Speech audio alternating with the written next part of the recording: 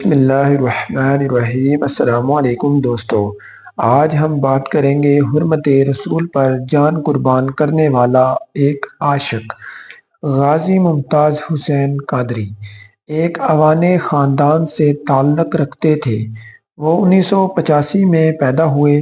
ان کی زندگی کا سفر پولیس ڈپارٹمنٹ سے شروع ہوا۔ وہ Punjab police commander unit elite force میں بھرتی ہوئے۔ وہ گورنر پنجاب سلمان تاثیر کے گن مین رہے، اور جب سلمان تاثیر نے ختم نبوت کے قانون کو کالا قانون کہا، پھر غازی ممتاز حسین نے 27 گولیاں مار کے وصال جہنم کر دیا، اور پھر غازی ممتاز حسین قادری نے اپنے آپ کو پولیس کے حوالے کر دیا۔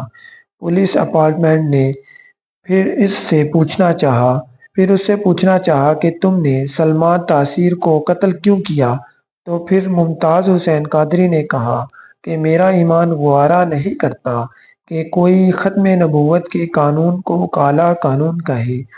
تو پھر عدالت نے غازی ممتاز حسین قادری کو پھانسی کا حکم سنا دیا۔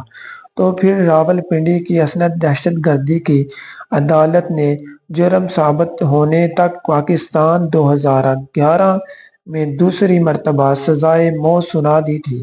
سزا کے خلاف اپیل پر اسلام آباد سپریم کورٹ نے فروری 2015 میں اس مقدمے سے دہشت گردی کی سزا کو خارج کر دیا تھا، تاہم سزا موت برقرار رکھنے کا حکم دیا تھا۔ اسی فیصلے کو دسمبر 2015 میں سپریم کورٹ نے برقرار رکھا تھا، اور پھر غازی ممتاز حسین قادری کی تحریک رہائی کا سلسلہ پورے ملک میں زور پکڑا گیا۔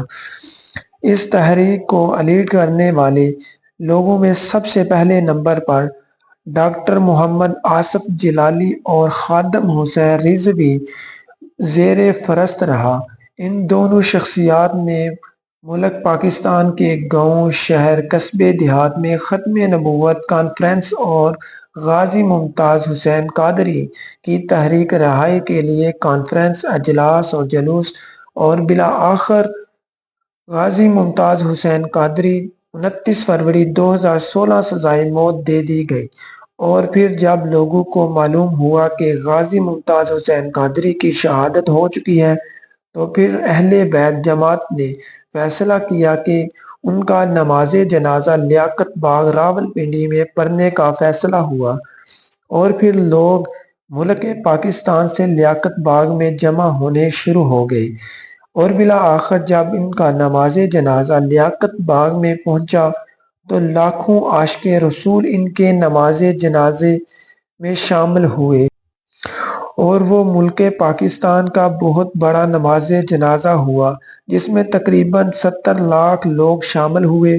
اس کا اندازہ تو نہیں لگایا جا سکتا کہ کتنے لوگ تھے، اور بہرحال یہ پاکستان کا بہت بڑا نماز جنازہ تھا۔ غازی ممتاز حسین قادری نے اپنی جان قربان کر کے ہمیں بتا دیا کہ جو بھی حضور کے بارے میں بات کرے اس کو کاٹ کے رکھ دو۔ یہ میرا فرمان نہیں، رسول اللہ صلی اللہ علیہ وآلہ وسلم کا فرمان ہے کہ جو بھی میرے بارے میں بات کرے اس کو کاٹ کے رکھ دو۔ تو امید کرتا ہوں آپ کو آج کی ویڈیو ہماری پسند آئی ہوگی۔ اگر پسند آئے لائک میں شیئر اور چینل کو سبسکرائب کیجیے گا۔ ملتے ہیں ایک نئی اور اچھی ویڈیو کے ساتھ، تب تک کے لیے اللہ حافظ۔